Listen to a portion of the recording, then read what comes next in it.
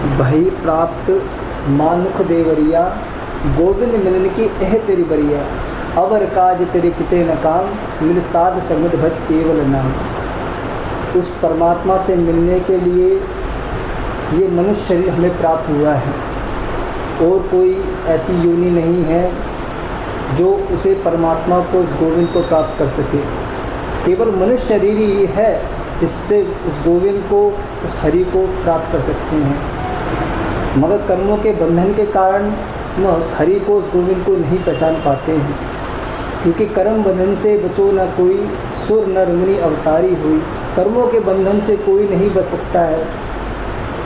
जो जो हम कर्म करते हैं उसका फल हमें ही भोगना पड़ता है।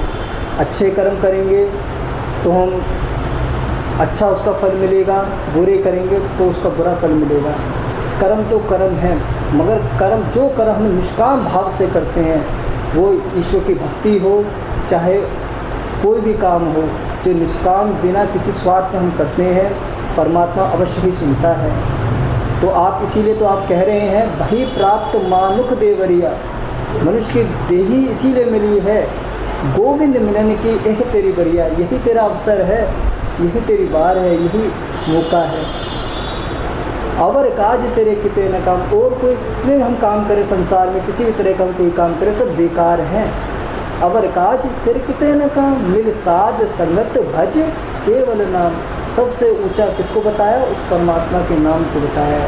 मनुष्य जीवन के 4 पुरुषार्थ होते हैं, धर्म अर्थ काम मोक्ष। इन सबको पूरा करते हुए, हर काम की जिम्मेदारी को निभाते हुए हम उस गोविंद को, उस हरि को भजते हैं, वही श्रेष्ठ है। हमें ये कोई भी महात्मा किसी धर्म या किसी कुल या अपनी पूजा कराने वो नहीं आते, वो उस परमात्मा से, उस गोविंद से मिलने का जरिया और रास्ता बताने आते हैं। अगर हमें रास्ता नहीं पता होगा, हम कैसे वहाँ पर पहुँच सकते हैं? इसीलिए हमें उनके बताए हुए रास्ते पे हमें चलना चाहिए।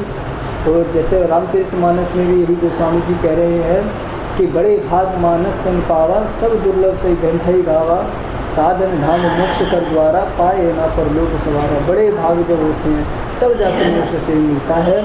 यही एक माध्यम है, यही एक साधन है जिससे हम इसको प्राप्त कर सकते हैं। तो कैसे मिलेगा? बिनु सत्संग विवेक न हुई, राम कृपा बिनु सुलभ न सोई। बिना सत्संग इंसान को विवेक नहीं हो सकता। जब परमात्मा की सद्गुरु कृपा होगी तभी उसको प्राप्त कर सकता है। राधा।